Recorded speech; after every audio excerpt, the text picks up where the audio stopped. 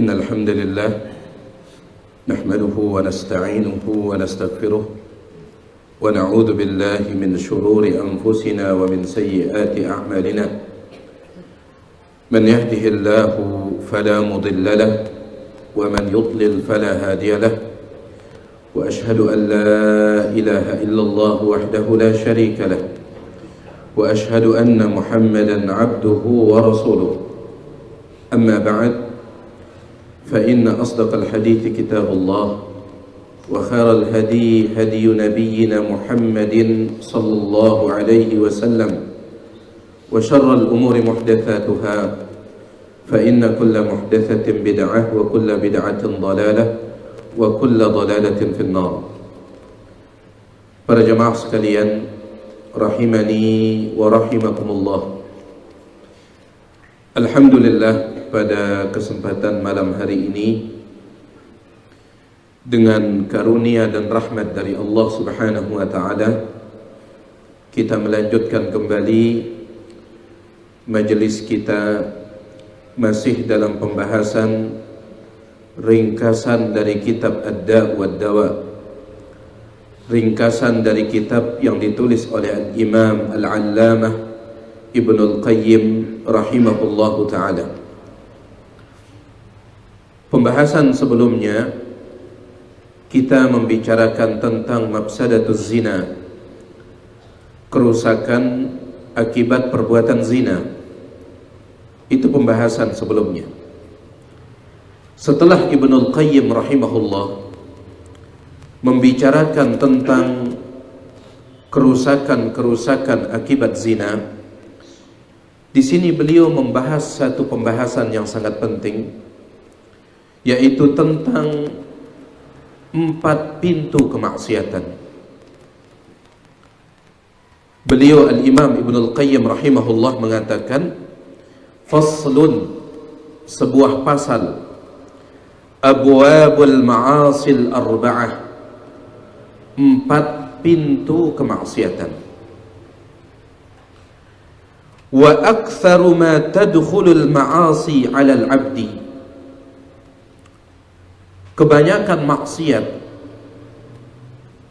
menimpa seorang hamba min hadhil abwabil arba'ati, melalui 4 pintu ini. Kebanyakan maksiat, kata beliau, menimpa seorang hamba itu melalui jalur 4 pintu. Fanadhkuru fi kulli babin minha faslan yaliqu bihi.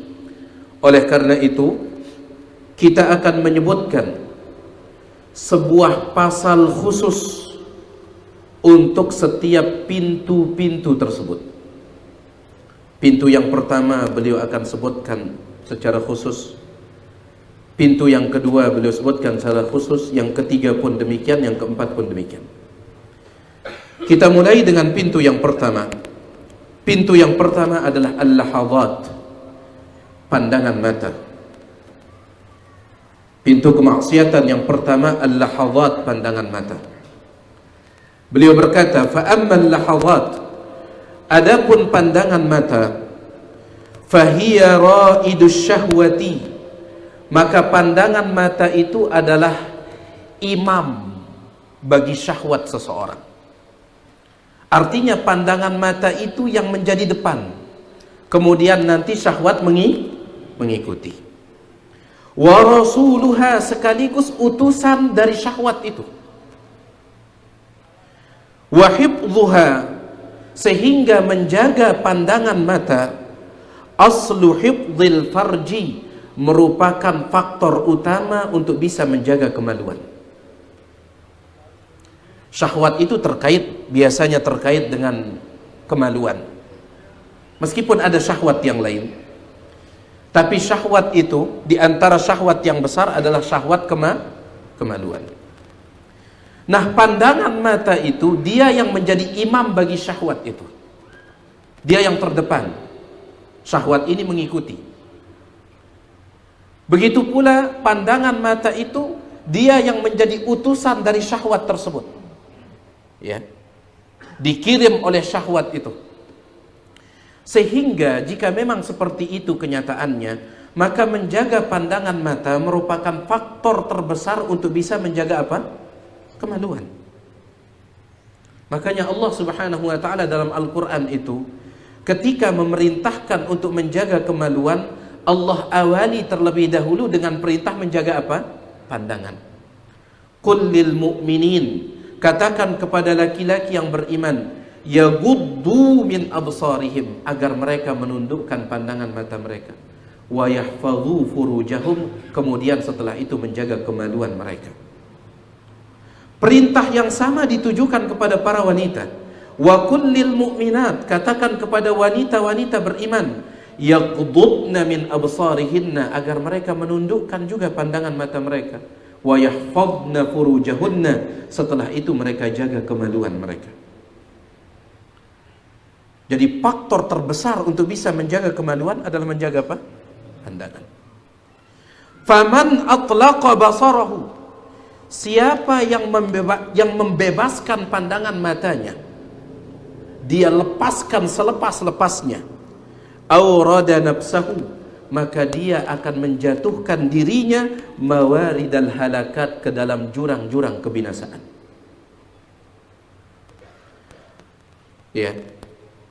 Karena pembahasan kita sebelumnya para jemaah sekalian, mulai dari pandangan mata, ini pintu yang pertama, akan lahir pintu yang kedua nanti, al-khatarat. Al-khatarat itu bayangan, pikiran. Ya. Awalnya dia lihat dulu, setelah dia lihat kepikiran. Ya. Sampai tidak bisa tidur. Ya. Dan ini bukan sekedar melihat yang haram, ya. Dikatakan oleh para ulama salaf bahwasanya kanu dahulu para salaf, para generasi pertama, yakrahuna fudulan nazar, mereka membenci sering-sering melihat meskipun bukan haram. Ya. Kadang kita pergi ke rumah teman kita, masya Allah bagus, kita lihat dari atapnya sampai lantainya, sampai rumah. Ketika melihat rumah kita, perbedaannya bagaikan langit dengan sumur. Kepikiran terus, piranti yang punya rumah seperti itu, gak bisa tidur. Ya. Jadi bukan hanya perkara yang haram. Disebutkan oleh Al-Imam Al-Qurtubi dalam tafsir beliau ketika menafsirkan ayat yang tiang bacakan tadi, katakan kepada laki-laki beriman, wanita beriman, agar mereka menundukkan pandangan, kemudian menjaga apa? Kemaluan. Apa kata Imam Qurtubi? Beliau berkata, beliau mengatakan waghadduhu, menjaga pandangan mata, wajibun, wajib, an jami'il muharramat, dari semua yang diharamkan, wa kulli ma yukhshal fitnatu min ajlih, dan dari segala yang membuat kita terfitnah, tergoda. Jadi bukan hanya yang haram. Ya.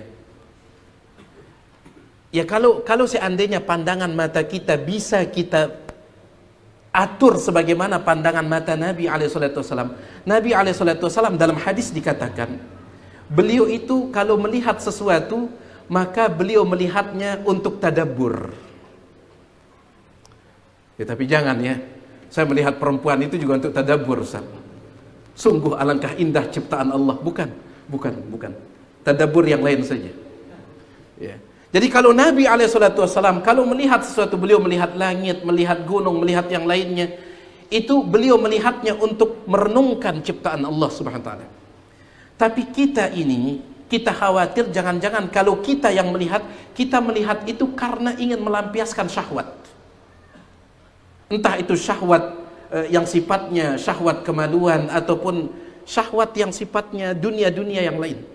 Ya, seperti rumah dan yang semisalnya. Baik. Jadi beliau di sini mengatakan siapa yang melepaskan pandangannya selepas-lepasnya, maka dia akan menjatuhkan dirinya ke dalam jurang-jurang kebinasaan.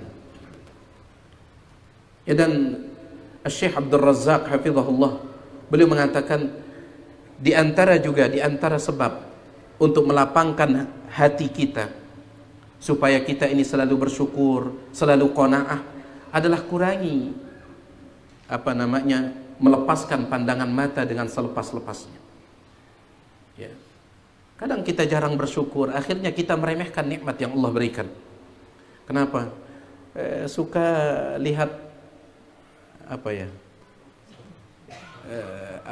postingan-postingan orang, ya. Akhirnya kita kurang bersyukur. Bukankah Nabi SAW mengatakan apa dalam urusan dunia?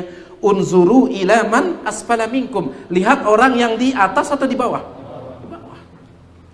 Ya, kalau kerjaan kita lihat postingan yang mahal-mahal, susah. Hati kita ini akan terus sempit. Syukurnya akan berkurang. Salah seorang ulama pernah berkata, tiang lupa nama ulama ini. Dia pernah mengatakan, sahibtul agniya. Dulu saya berteman dengan orang-orang kaya, maka hidup saya dipenuhi oleh kesedihan. Setiap kali saya melihat di antara teman saya ada datang menggunakan pakaian yang bagus, sedih saya. Sedih. Kenapa? Pakaian saya seadanya. Akhirnya saya pun pindah circle, kata orang sekarang. Saya pindah lingkaran. Saya berteman dengan orang-orang miskin, maka pada saat itu saya menjadi orang yang lapang dadanya. Jadi membinasakan kita melepaskan pandangan mata ini. Oleh karena itu di antara yang dilarang oleh Nabi SAW adalah jangan sering-sering duduk di pinggir jalan. Ya, nongkrong di pinggir jalan, jangan. Nabi SAW bersabda, dibawakan oleh Ibnul Qayyim di sini, qala sallallahu alaihi wasallam. Nabi SAW bersabda, iyyakum wal julusa 'ala turuqat. Waspada kalian wal julusa, duduk-duduk 'ala turuqat, di jalan-jalan. Jangan sering-sering duduk di pinggir jalan. Para sahabat dulu mereka sering duduk di pinggir jalan itu. Kenapa? Karena hanya itu tempat duduk mereka. Kalau mereka ingin nongkrong. Akhirnya ketika Nabi SAW menyampaikan ini, para sahabat mengatakan, ya Rasulullah, majalisuna malana buddun minha. Wahai Rasulullah, tongkrongan-tongkrongan kami itu, tempat-tempat duduk kami itu, kami tidak bisa tinggalkan. Sudah dari dulu itu.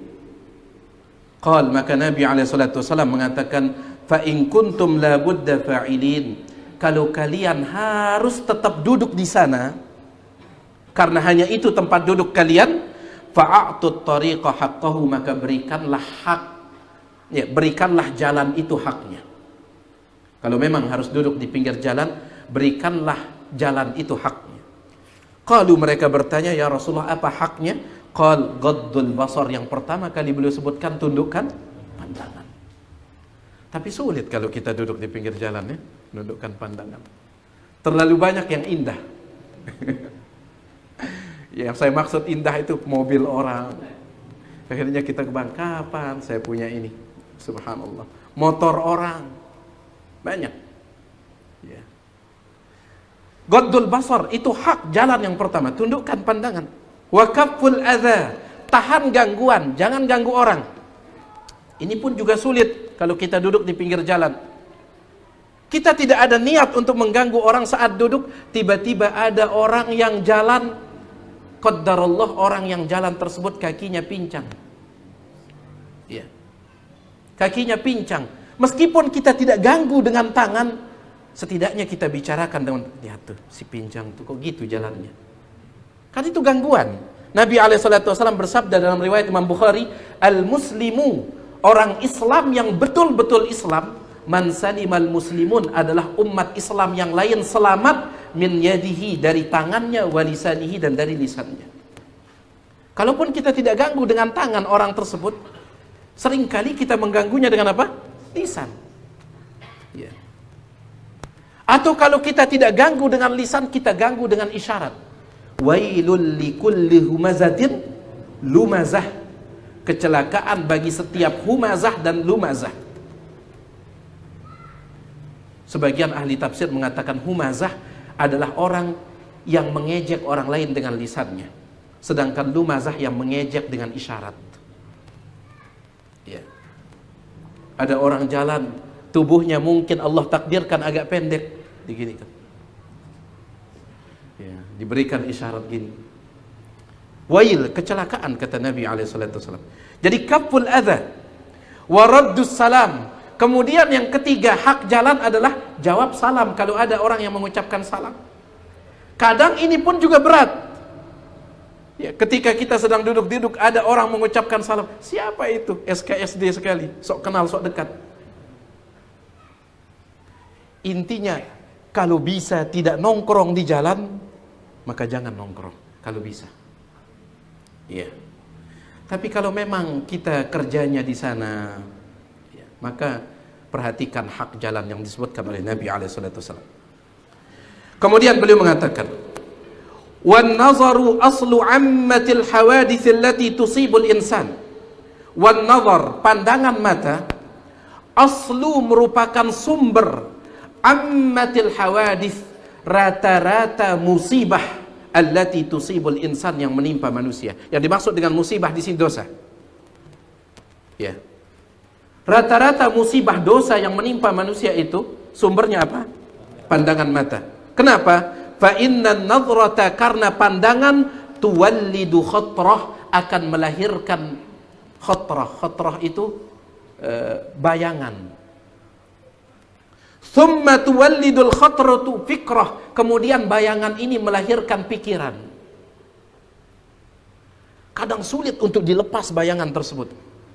Ya, sudah terlalu sering kita sampaikan kisah yang dibawakan oleh Ibnul Qayyim dalam kitab yang sama, Ad-Da' wad-Dawa, tentang seorang laki-laki yang dia duduk di depan rumahnya. Tiba-tiba ketika dia sedang duduk, lewat seorang gadis yang cantik jelita. Kemudian gadis itu dia bertanya kepada laki-laki yang duduk itu, dia mengatakan, aina tariqu hammami min jabi? Wahai fulan, boleh tahu di mana jalan menuju pemandian minjab? Hammam itu kalau kita sekarang kita artikan kamar mandi. Hammam itu adalah pemandian air panas. Diambil dari kata hamim, air panas. Hammam dulu pemandian air panas, tapi mengalami pergeseran makna. Sekarang kamar mandi pun disebut hammam, padahal nyetnya luar biasa, dingin luar biasa. Hammam itu pemandian air panas, kolam besar air panas. Nah, wanita ini dia nanya kepada laki-laki tersebut, fulan, di mana jalan menuju pemandian minjab, nama pemandiannya. Ya. Kayak di Aimal kan ada senggerahan namanya. Kalau ini minjab. Laki-laki tersebut ketika dia melihat wanita ini cantik luar biasa, langsung dia katakan, ini pemandian minjab di belakang saya, padahal rumahnya. Ya, padahal rumahnya. Ini kata dia. Ya, perempuan ini dia tidak sadar kalau dirinya ditipu. Akhirnya dia pun berterima kasih dan dia masuk. Setelah dia masuk, laki-laki ini mengikuti dari belakang. Lalu dia pun tutup pintu, tetapi dia tidak menguncinya. Dia tutup pintu. Barulah perempuan ini sadar, saya kena tipu ini. Ya. Akhirnya perempuan itu dia pun menampakkan al-farah was surur. Dia menampakkan seolah-olah senang bersama laki-laki. Dia mengatakan, wahai fulan, bagaimana kalau seandainya sebelum kita melakukan apa yang engkau inginkan ini, bagaimana kalau seandainya engkau carikan kita makanan? Ya, bagaimana? Laki-laki ini sudah dikuasai oleh syahwatnya. Dia pun mengatakan, saya akan datangkan bikulli ma turidin, apapun yang engkau inginkan. Akhirnya dia pun keluar dan dia lupa menguncinya. Orang makanya subhanallah, kalau sudah dikuasai oleh syahwat, akal ini tidak berfungsi. Ya, dia keluar. Akhirnya perempuan itu pun memanfaatkan itu untuk kabur. Ketika dia balik membawa makanan, tiba-tiba wanita yang dia lihat yang sangat cantik itu sudah tidak ada. Maka dia pun keluar ke sana kemari mencarinya sambil terus mengatakan, ya rubba qailatin yawman wa qad ta'ibat, aina tariqu ila hammam min jabi. Dia mengatakan, aduhai, di manakah seorang wanita yang cantik yang pada suatu hari berkata kepadaku, di mana jalan menuju pemandian minjab? Terus dia keliling. Sampai akhirnya, ya, suatu ketika dia sedang keliling sambil mengucapkan itu. Tiba-tiba ada seorang perempuan mengatakan, engkau si yang bodoh, kenapa tidak kunci? Ya. Ketika mendengar tanggapan dari perempuan itu, semakin dia sakit hati. Semakin dia sakit. Akhirnya dia pun bukan sekedar sakit hati, dia jatuh sakit fisik. Sampai kurus kering kerontang. Ketika ditalkinkan, ya fulan, qul la ilaha illallah, ucapkan la ilaha illallah. Tetapi yang dia ucapkan, ya rubba qailatin yawman wa qad ta'ibat. Aina at-tariqu ila hammami min jabi. Dia mengatakan, aduhai, di mana wanita cantik yang suatu hari berkata kepadaku, di mana jalan menuju pemandian minjab, sampai dia mengembuskan napas terakhir. Mulai dari nazrah, sulit dia cabut nih, ya Allahu Akbar. Sulit dia cabut. Taib. Jadi dia akan membuahkan pikiran. Thumma tuwallidul fikratu syahwatan, kemudian pikiran ini melahirkan syahwat, dorongan. Thumma tuwallidus syahwatu iradatan, lalu syahwat itu melahirkan iradah, keinginan. Thumma taqwa, dan keinginan itu semakin kuat. Fatasiru azimatan jazimatan, sehingga akhirnya menjadi tekad. Mulai dari pandangan, lahir bayangan, lahir pikiran, lahir syahwat, lahir keinginan. Keinginan ini menjadi semakin kuat. Kalau keinginan sudah kuat, apa namanya? Tekad. Tekad itu adalah keinginan yang kuat. Sallallahu alaihi wasallam. Fayaqa'ul fi'lu wala budda. Kalau seandainya keinginan itu sudah berubah menjadi tekad, pasti akan dilakukan. Meskipun belum tentu berhasil. Ya. Meskipun belum tentu berhasil. Makanya para ulama mengatakan ada dua hadis Nabi SAW yang seolah-olah dua hadis ini bertabrakan. Ya. Saya pun dulu sempat bingung dengan dua hadis ini. Alhamdulillah, saya mendengar kajian dari Ustadz kita, rahimahullah, Al-Ustadz Yazid bin Abdul Qadir Jawaz. Beliau menjelaskan bahwasanya dua hadis ini tidak tabrakan. Ya. Hadis yang pertama mengatakan, siapa yang punya keinginan untuk melakukan dosa, kemudian dia tidak jadi melakukannya, maka dicatatkan dosa atau pahala? Pahala. Bukan dosa. Hadis sahih riwayat Imam Muslim. Dalam hadis riwayat Imam Tirmidzi dengan sanad yang sahih, Nabi SAW menyebut bahwasanya Allah memberikan dunia ini kepada 4 jenis manusia. Yang pertama, ada orang yang Allah berikan ilmu dan dunia. Ada orang yang Allah berikan ilmu dan dunia. Ya, dia punya ilmu dan dunia. Gara-gara ilmunya tersebut, dia pun bisa memanfaatkan dunianya untuk kebaikan. Maka dia dapat apa? Pahala. Sedangkan yang kedua, ada orang yang sekedar diberikan ilmu tetapi tidak diberikan dunia. Hanya ilmu, miskin dia tetapi berilmu. Gara-gara ilmunya ini dia pun punya niat yang bagus, tekad yang bagus. Dia mengatakan, seandainya saya punya harta seperti dia, saya akan melakukan juga seperti dia. Maka dia dapat pahala gara-gara niat yang bagus. Jelas antum ini? Ya. Yang pertama itu punya ilmu dan dunia. Aksinya itu, perbuatannya itu bisa dia jalankan. Sedangkan yang kedua ini hanya ilmu. Tetapi dengan ilmu tersebut dia bisa membuat tekad dan niat yang bagus. Akhirnya dia dapat apa? Yang ketiga, ada orang yang diberikan oleh Allah dunia saja, tidak punya ilmu. Tidak punya ilmu, hanya dunia. Akhirnya dia menggunakan dunianya untuk maksiat. Yang paling parah yang keempat, tidak punya ilmu, tidak punya dunia. Gara-gara tidak punya ilmu, dia pun mengatakan, kalau saya punya harta seperti si fulan itu, saya juga akan poya-poya. Kata Nabi SAW, huma fil wizri sawa, dosa mereka sama. Kan masih niat. Iya. Dijelaskan oleh Ustadzuna rahimahullah, Ustadz Yazid, yang tiang dengarkan satu.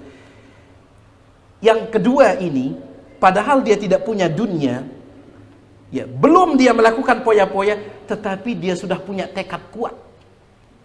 Dan Ibnul Qayyim mengatakan, orang yang punya tekad kuat, kalau punya kesempatan, pasti dia apa? Kerjakan. Pasti dia kerjakan.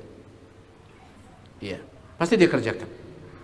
Entah ketika dia mengerjakannya berhasil atau tidak. Bisa jadi orang tersebut dia sudah berusaha mencari dunia untuk poya-poya, tapi gagal terus. Dia sudah menjalankan sebab maksiat, tapi gagal terus. Dia pun diberikan dosa karena sebab yang telah dia jalankan. Subhanallah. Antum lihat, laki-laki itu berangkat dari apa? Dia punya tekad dari pandangan. Dia ngelihat si fulan poya-poya terus, kan mai hidup nah. Akhirnya dia pun punya tekad. Jadi pandangan ini memang luar biasa. Pandangannya luar biasa. Wa fi hadza ma lam yamna' minhu mani'un, selama tidak ada penghalang pasti dia akan kerjakan. Wa fi hadza di dalam masalah ini dulu ada sebagian ulama mengatakan sebuah kalimat yang sangat indah. As-sabru ala ghaddil basar. Sabar menundukkan pandangan. Aisar, itu lebih mudah minas sabri ala alami ma ba'dahu, daripada sabar menahan sakit setelahnya. Ya. Agak berat memang menahan pandangan ini, agak berat. Tetapi itu lebih ringan jika dibandingkan dengan kita tidak menahannya, kemudian menimbulkan maksiat yang itu berakibat lebih buruk nanti, ya, di dunia kita dan juga di akhirat kita. Tentunya para jemaah sekalian, kita tahu ya yang dimaksud dengan ghaddul basar, terutama di zaman kita ini, kita tidak bisa mempraktikkan ghaddul basarnya para salaf. Sering saya sampaikan kepada antum, ketika kita membaca riwayat-riwayat ghaddul basar para salaf itu, malu kita mengaku diri sebagai salafi. Kenapa? Karena ajib. Seperti Al-Imam Hasan bin Abi Sinan, juga diriwayatkan dari Ma'ruf Al-Karhi, bahwasanya ketika mereka keluar pergi sholat Idul Fitri atau Idul Adha, pandangan mata mereka itu tidak lewat dari ibu jari kaki mereka, nunduk terus sampai lapangan, kemudian dari lapangan sampai rumah lagi. Hasan bin Sinan ketika Idul Fitri, ya, saat sudah pulang dari tempat sholat, istrinya mengatakan, berapa wanita cantik yang sudah engkau lihat? Diam saja dia. Istrinya cemburu, berapa? Katakan berapa? Ya. Akhirnya dia mengatakan, waihak, cukup, diam. Demi Allah, semenjak keluar dari rumah ini sampai balik lagi, pandangan mataku tidak melewati kedua ibu jari kakiku. Sebagian di antara mereka dulu gara-gara ghaddul basar, sebagian mereka itu saqata fil hujr, mereka jatuh dalam lubang. Jalan, enggak tahu di depan ada lubang. Sebagian dari mereka ketika ghaddul basar, yasdumu al-jamal, mereka menabrak onta di depannya. Makanya mungkin kita tidak bisa yang seperti ini, enggak bisa. Oleh karena itu Ustadzun Al-Fadil, Ustadz Dr. Firanda hafizahullah, beliau mengatakan, wallahu alam, ghaddul basar di zaman kita ini adalah segera alihkan pandangan mata ketika tidak sengaja melihat yang haram. Ya, nggak bisa antum pakai motor sambil begini, nggak bisa. Nggak bisa, lampu merah ada di depan dan seterusnya. Maka jalan sebagaimana biasa. Tapi ketika pandangan mata tidak sengaja melihat yang haram, maka segera alihkan. Itu yang dimaksud ghaddul basar di zaman kita ini. Karena Nabi SAW pernah berkata kepada Ali bin Abi Thalib, dalam hadis yang diriwayatkan oleh Imam Ahmad, Abu Daud, Tirmidzi dan yang lainnya, Nabi SAW pernah melihat Ali ini dia melihat, tidak sengaja melihat seorang wanita. Dia lihat, tidak sengaja. Akhirnya dia palingkan. Setelah itu dia lihat lagi. Dia tidak sadar Rasul melihatnya. Dia katakan, maka Nabi katakan kepadanya, la tutbi'in nadratan.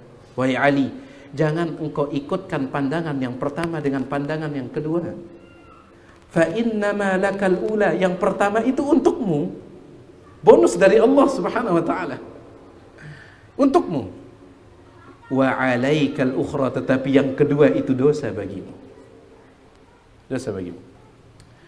Al-Imam Al-Qurtubi dalam tafsirnya membawakan riwayat dari Al-Auza'i. Al-Auza'i menceritakan dari Harun bin Ri'ab. Harun bin Ri'ab ini dia menceritakan tentang seorang laki-laki bernama Ghazwan. Ghazwan ini tabi'in. Ghazwan ini dia ikut berperang dalam sebuah peperangan bersama seorang sahabat Nabi SAW yang bernama Abu Musa Al-Ash'ari. Terkenal sahabat ini Abu Musa Al-Ash'ari. Ghazwan ini ikut perang. Taib. Mungkin sedang istirahat perang. Ketika sedang istirahat perang itu, tiba-tiba jariyatun, seorang wanita mungkin dari kalangan musuh itu, seorang wanita takasyafat, auratnya tersingkap. Maka tidak sengaja Ghazwan ini melihat wanita tersebut. Tidak sengaja. Taib. Farafa'a yadahu, langsung dia angkat tangannya si Ghazwan ini. Falatama 'ainahu hatta nafarat, kemudian dia tampar matanya. Hatta nafarat, sampai matanya keteluk. Antum tahu apa bahasa keteluk? Agak masuk. Nafara itu artinya kabur, matanya itu kabur. Dia keras nih nampar. Sambil dia mengatakan, innaki lalahadhatun ila ma yadurruki wa la yanfa'uk. Sesungguhnya engkau telah melihat sesuatu yang akan memudaratkanmu, tidak memberikan manfaat bagimu. Padahal tidak sengaja. Taib, dia tampar matanya. Tapi setelah itu baru dia ketika ketemu dengan sahabat Nabi SAW, siapa tadi? Abu Musa al-Asy'ari. Baru dia bertanya, apakah sikap saya ini betul atau tidak? Abu Musa al-Asy'ari mengatakan, zalamta 'ainaka, engkau telah menzalimi matamu. Fastaghfirillah wa tub, istighfar kepada Allah dan bertaubat. Fa inna laha awwala nadhrah, karena pandangan yang pertama yang tidak sengaja itu bonus baginya. Bonus. Taib. Wa 'alaiha ma kana ba'da dzalik, yang akan dicatat sebagai dosa adalah pandangan berikutnya. Kenapa engkau sampai menamparnya? Engkau zalim. Istighfar dan bertaubat kepada Allah SWT. Akhirnya Ghazwan ini sangat menyesal. Falam yadhak hatta mata, saking menyesalnya dia tidak pernah lagi tertawa sampai meninggal dunia.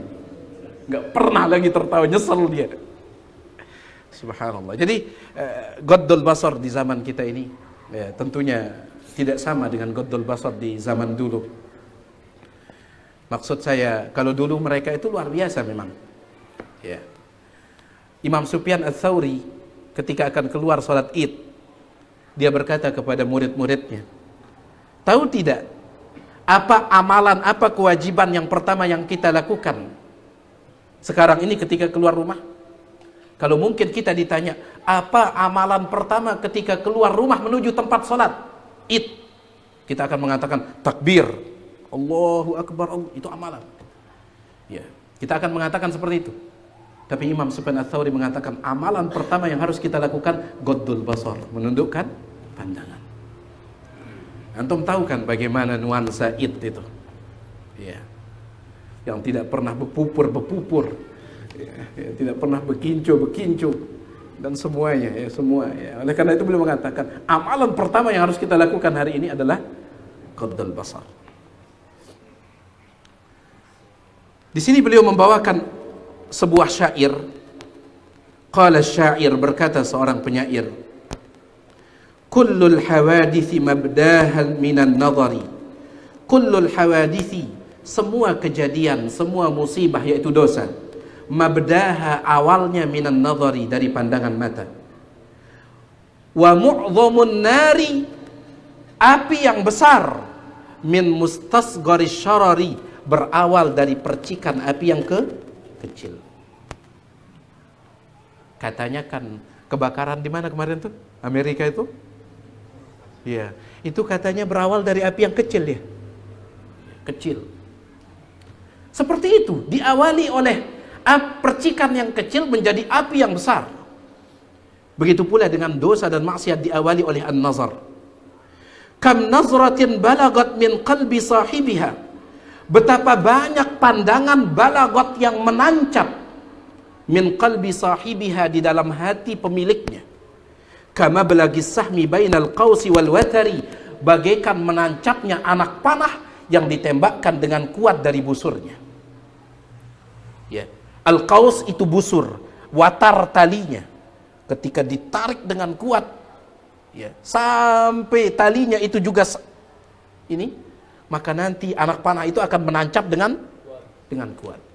Betapa banyak pandangan yang menancap kuat di hati pemiliknya. bagaikan anak panah yang menancap kuat ketika ditarik dari busurnya. Wal abdu ma dama dha tarfin yuqallibuhu, seorang hamba selama dia memiliki dha tarfin, pandangan mata, yuqallibuhu, yang selalu dia bolak-balik, fi a'yunil ghairi mauqufun 'alal khatari, dia bolak-balik fi a'yunil ghair, pada orang, ya, dia lihat sana sini, mauqufun, maka si hamba tersebut akan berdiri 'alal khatari, di atas suatu yang membahayakannya. Yasurru muqlatahu, iya, dia membuat muqlatahu. Muqlatahu itu ini yang putih bercampur hitam ini, ya, ini muqlah. Sedangkan yang ini kelopaknya ini disebut jafnah. Muqlah ini. Yasurru muqlatahu, iya, dia membuat senang matanya. Ma darra muhjatahu, tetapi apa yang dia gunakan menyenangkan matanya, darra muhjatahu, itu membahayakan ruhnya. Ya, kan saking senangnya sebagian orang, apa bahasanya? Ayo kita cuci mata. Ya, kita cuci mata katanya. Padahal itu betul-betul mencuci atau mengotori. Ya, kita cuci mata. Yasurru muqlatahu, dia membahagiakan matanya. Ma darra muhjatahu, dengan sesuatu yang membahayakan ruhnya. La marhaban bisururin ada bid-darari, kebahagiaan yang mendatangkan bahaya itu la marhaban, harusnya tidak disambut. Ya. Kebahagiaan yang mendatangkan, kegembiraan yang mendatangkan bahaya, harusnya la marhaban. Jangan antum katakan marhaban, selamat datang kepada kebahagiaan, jangan. Ya, ada orang datang ke rumah kita, Masya Allah, dia bawa ambon 1 karung. Ya, dia bawa ambon 1 karung. Kemudian juga dia bawa yang lain. Gembira tidak? Gembira. Dia katakan, ini untuk antum. Setelah ini saya bacok antum. Jangan terima, jangan sambut, suruh dia pergi. La marhaban bisururin ada bid-darari, kebahagiaan atau kegembiraan yang datang membawa kemudaratan, la marhaban, jangan disambut. Harusnya seperti itu. Baik. Wa min afatin nadhari, di antara dampak buruk dari pandangan mata, minimal jamaah sekalian, minimal, annahu yurithu, pandangan mata itu mewariskan kepada kita al-hasarat waz-zafarat wal-harakat. Al-hasarat, resah. Waz-zafarat, zafarat itu ini, ngengkes. Wal harakot itu hati kita dibuat terbakar. Kenapa? Karena terus memikirkannya. Ya. Misalkan kita melihat rumah orang megah, ketika pulang, baku jalahku megawean piran punya roh. Itu terus. Minimal itu yang dilahirkan, minimal itu. Kenapa? Fayarul abdu, kenapa dia sampai zafarat? Kenapa? Karena si hamba tersebut melihat ma laisa qadiran alaih, sesuatu yang tidak mampu dia dapatkan. Wala sabiran alaih, di saat yang sama dia tidak mampu menahan hatinya. Hatinya tidak mampu dia tahan, tetapi seperti pepatah Indonesia itu, ingin memeluk gunung apa daya? Belik lalu. Apa daya gunungnya belik lalu? Ya. Ingin memeluk gunung, ingin memiliki rumah seperti itu, apa daya? Pemasukan setiap hari, ya, cukup untuk membeli makanan 1 piring berdua. Akhirnya ngengkes terus kerjaan kita, ngengkes terus. Minimal itu musibahnya, kata Ibnul Qayyim. Minimal itu dampak buruknya. Ya, baik. Subhanallah. Wa hadza min a'zamil azab. Ini termasuk siksaan ini. Antara ma la sabra laka ala ba'dihi, ketika engkau, kata Ibnul Qayyim, melihat sesuatu yang engkau tidak mampu menahan diri. Wala qudrata laka ala ba'dihi, tetapi di saat yang sama engkau tidak punya kemampuan untuk memilikinya. Sakit. Ya. Kita melihat sesuatu yang kita tidak tahan. Inginnya luar biasa. Tetapi di saat yang sama tidak mampu. Nyakitnya luar biasa. Minimal ini siksaannya. Makanya ini sakit jemaah sekalian. Dalam hadis yang diriwayatkan oleh Imam Muslim dalam kitab sahihnya, Nabi SAW mengatakan, aku mengetahui orang yang terakhir masuk ke dalam surga karena dia orang yang terakhir dikeluarkan dari mana? Neraka. Hadisnya panjang sekali. Ketika dia keluar dari neraka, kemudian sudah berubah menjadi arang, kemudian dia dimasukkan ke dalam Nahrul Hayah, sungai kehidupan, dia pun tumbuh. Setelah itu Allah perlihatkan kepadanya sebuah pohon yang sangat indah di depan surga. Allah perlihatkan dia. Dia pun mengatakan, ya Allah, tolong dekatkan aku ke pohon tersebut karena indah. Dan aku berjanji, ya Allah, aku tidak akan meminta yang lain. Akhirnya dia pun didekatkan ke sebuah pohon. Yang pohon ini agak dekat dengan surga, tetapi masih ada jarak. Dia pun didekatkan. Setelah dia sudah mendekat dengan pohon tersebut, tiba-tiba Allah perlihatkan dia pohon lain yang jauh lebih indah, lebih dekat dengan surga. Apa janjinya tadi? Aku tidak akan minta lagi. Ketika dia melihat itu, dia mengatakan, ya Allah, tolong dekatkan aku ke pohon itu. Allah Subhanahu wa taala, hadis sahih dari Imam Muslim, dikeluarkan juga oleh Imam Bukhari tetapi dengan lafaz yang berbeda. Allah Subhanahu wa taala mengatakan, bukankah engkau sudah berjanji engkau tidak akan minta yang lain? Dia mengatakan, ya Allah, sekarang saya tidak akan mengingkari janji saya. Yang penting engkau dekatkan saya sama pohon itu, saya tidak akan minta lagi. Dalam hadis itu Nabi SAW mengatakan, Allah pun memaklumi permintaannya. Kenapa? Karena dia sudah melihat ma la sabra alaih, sesuatu yang tidak mampu dia tahan dirinya. Berat. Allah Subhanahu wa taala memaklumi itu, berat. Iya.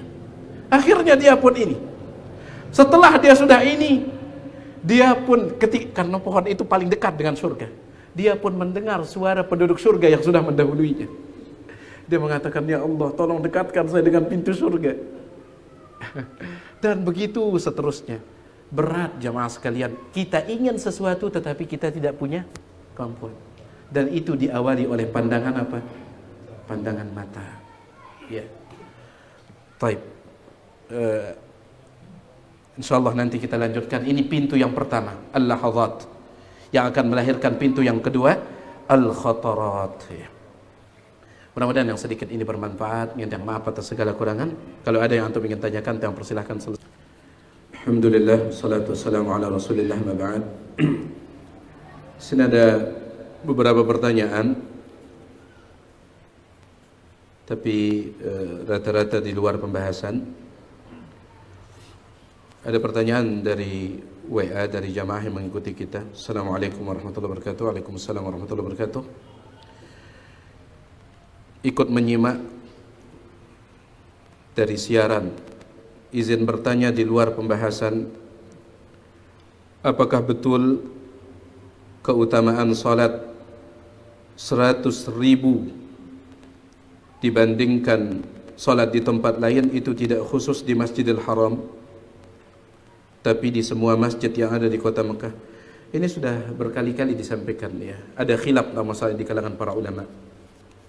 Kebanyakan ulama berpendapat bahwasanya keutamaan salat di Masjidil Haram seperti 100.000 kali salat di masjid yang lain. Yang dimaksud dengan Masjidil Haram di sini adalah semua masjid di tanah haram Mekah. Ini menurut mayoritas ulama, kebanyakan ulama. Masjidil Haram di sini bukan masjid haram itu, tetapi masjid, semua masjid di tanah haram Mekah. Ya. Dan ini pendapat kebanyakan ulama, dikuatkan oleh Syekh bin Baz dan juga difatwakan oleh Lajnah Daimah Dewan Fatwa resmi Kerajaan Arab Saudi Arabia, yang sebelum beliau Ibnul Qayyim menguatkannya. Kenapa? Karena memang Allah menyebut tanah haram itu, kota Mekah itu dengan sebutan Masjidil Haram. Allah menyebut tanah Mekah itu dengan sebutan apa?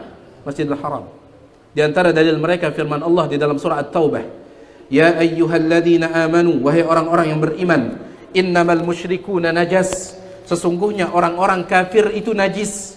Fala yaqrabul masjidal harama ba'da amihim hadza, semenjak tahun ini mereka tidak boleh lagi masuk ke Masjidil Haram.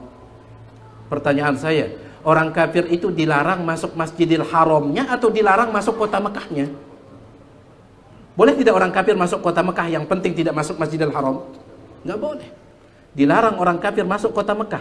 Tapi Allah mengatakan jangan mereka masuk Masjidil Haram. Ibnul Qayyim mengatakan Allah membahasakan Mekah itu dengan bahasa apa? Masjidil Haram. Begitu pula ayat pertama dalam surah Al-Isra. Subhanalladzi asra bi'abdihi lailan minal masjidil haram ilal masjidil aqsa. Maha suci Allah yang telah mengisrakan hambanya, yaitu Nabi SAW, di sebuah malam. Minal masjidil haram, dari masjidil haram ke masjidil aqsa. Nabi SAW diberangkatkan dari rumahnya Ummu Hani, dan rumahnya Ummu Hani itu di luar bangunan Masjidil Haram. Tapi Allah mengatakan dari Masjidil Haram, maksudnya dari kota Mekah, kata para ulama. Ya, dan ini pendapat mayoritas ulama. Sebagian ulama mengatakan tidak, yang dapat keutamaan itu hanyalah salat di Masjidil Haram yang ada Ka'bahnya itu. Mereka berdalil dengan hadis yang diriwayatkan oleh Imam Muslim dari istri Nabi SAW, Maimunah. Maimunah mengatakan Nabi SAW bersabda tentang Masjid Nabawi. Beliau mengatakan, salatun fi masjidi, salat di masjidku ini, Masjid Nabawi, afdalu min alfi salatin fima siwahu minal masajid, lebih afdal daripada 1000 kali salat di masjid yang lain. Salat di Masjid Nabawi lebih afdal daripada 1000 kali salat di masjid yang lain.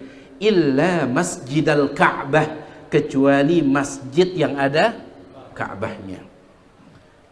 Mana yang lebih hebat, salat di Masjidil Haram yang ada Ka'bah atau Masjid Nabawi? Ya itu. Kalau itu 100.000 kali salat. Kalau Masjid Nabawi berapa? Makanya Nabi mengatakan illa Masjidil Ka'bah, kecuali masjid yang ada Ka'bahnya. Ya, sehingga ada khilaf di kalangan para ulama. Wallahu a'lam.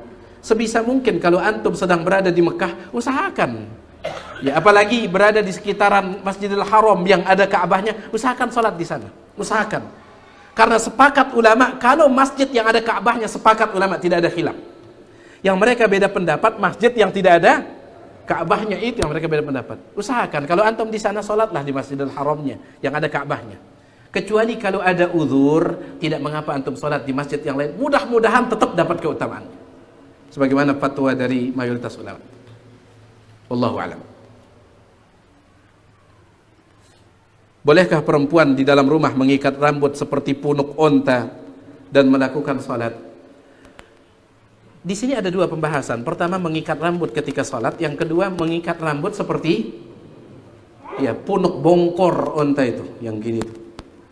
Ya, ada dua pembahasan. Adapun yang pertama, mengikat rambut ketika salat, Syekh bin Baz dan banyak para ulama yang lain mengatakan itu khusus untuk laki-laki larangannya. Adapun perempuan tidak masalah. Itu khusus untuk laki-laki, larangan mengikat rambut ketika salat. Ya, menurut banyak para ulama, dan ini pendapat jumhur. Ya. Taib, itu pembahasan yang pertama. Insya Allah tidak mengapa mengikat rambutnya.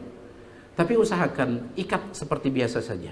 Adapun mengikatnya seperti punuk onta, sebaiknya dihindarkan, karena ada hadis lain riwayat Imam Muslim yang mencela wanita-wanita penduduk neraka. Di antara ciri mereka di dunia yang disebutkan oleh Nabi SAW, ru'usuhunna ka'asnimatil bukhtil ma'ilah, kepala mereka itu bagaikan punuk-punuk onta.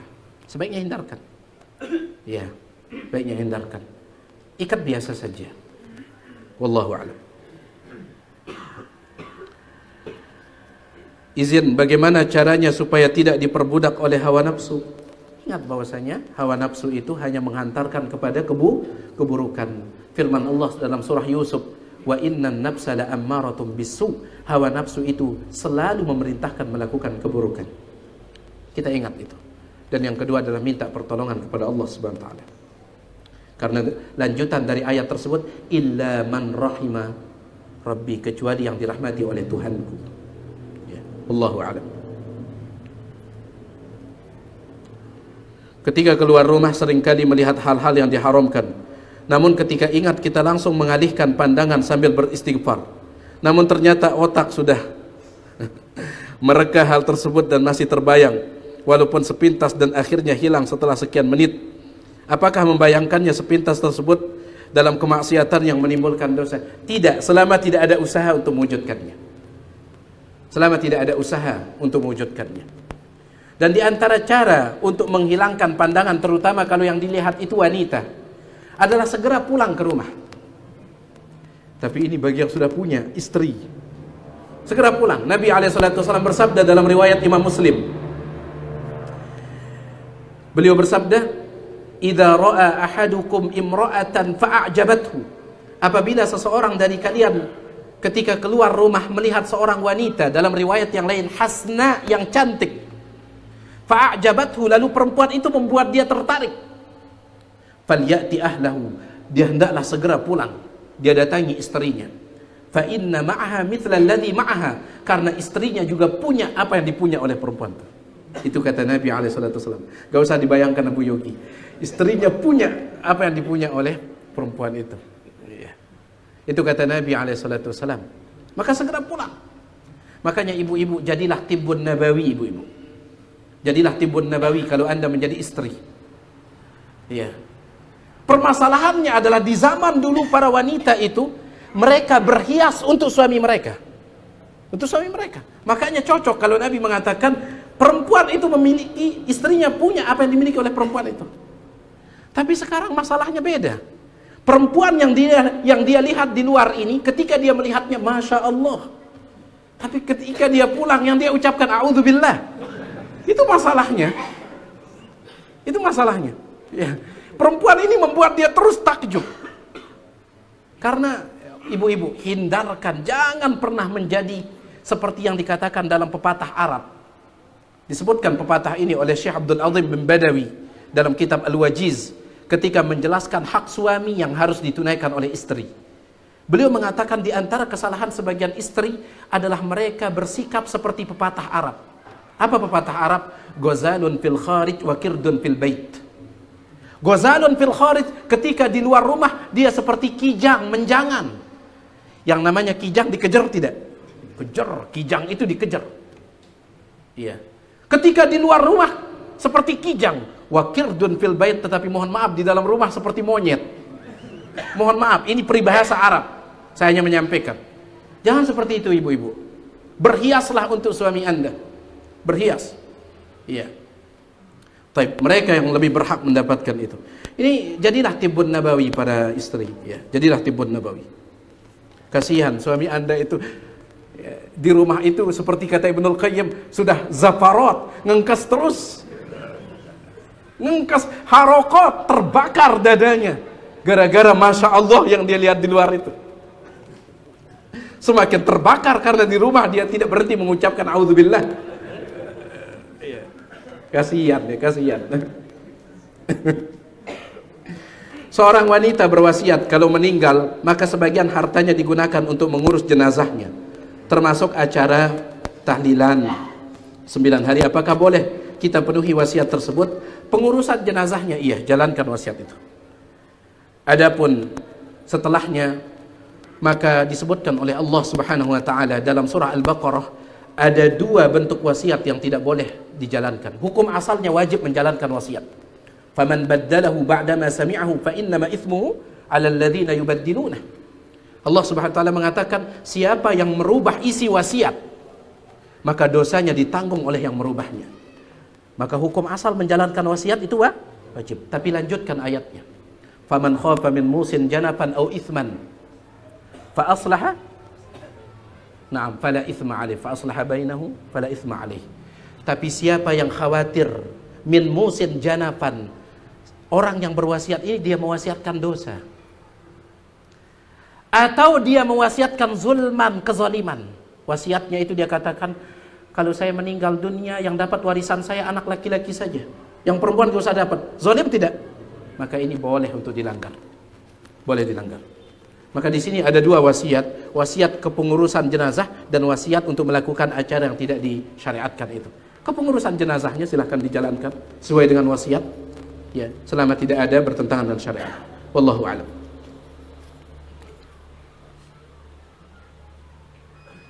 Bolehkah seorang wanita memberikan hibah kepada anak angkatnya tanpa sepengetahuan suaminya lebih dari sepertiga dari harta miliknya sendiri? Jangan. Jangan. Ya. Nabi SAW mengatakan ats-tsulusu katsir. Sepertiga itu saja banyak.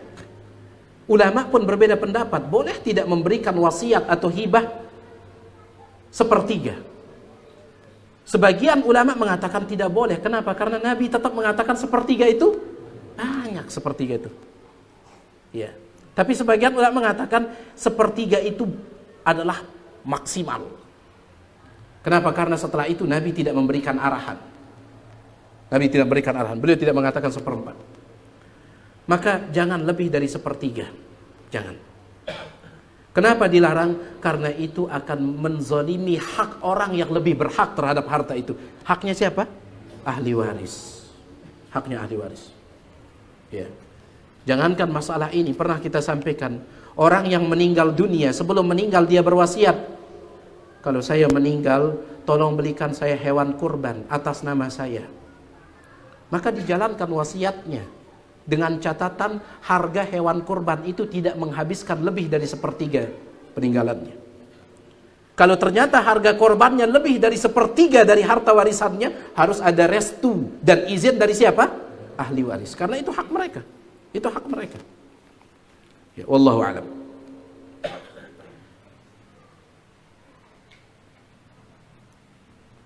Bagaimana caranya agar bisa tetap istiqomah? Istiqomah dalam menundukkan kepala dengan banyaknya godaan. Ingat bahwasanya kita yang melihat itu ada penglihatan yang lebih dulu melihat kita. Penglihatan siapa? Allah Subhanahu wa taala. Itu disebutkan oleh Ibnul Qayyim, pernah kita bahas dulu. Ibnul Qayyim mengatakan, sebelum engkau melayangkan pandanganmu, ada pandangan yang lebih dulu melihat pandanganmu. Siapa? Allah Subhanahu wa taala. Dalam Al-Qur'an Allah mengatakan, "Alladzi yaraka hina taqum wa taqallubaka fis sajidin." Dia melihatmu ketika engkau berdiri, bahkan dia melihatmu ketika engkau berbolak-balik dalam sujudmu.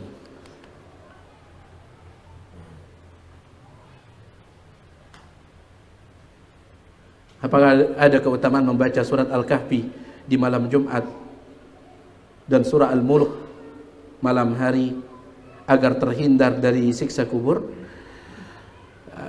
Ini disebutkan dalam beberapa riwayat, seperti surah Al-Mulk ini disahihkan riwayatnya oleh Syalbani rahimahullah.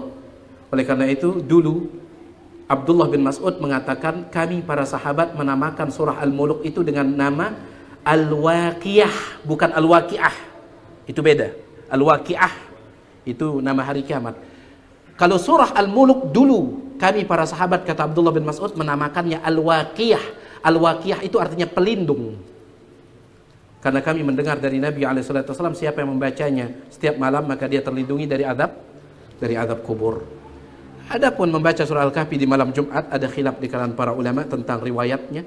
Wallahu alam, banyak para salaf yang menerima riwayat tersebut, ya, dan mereka banyak yang mengamalkan.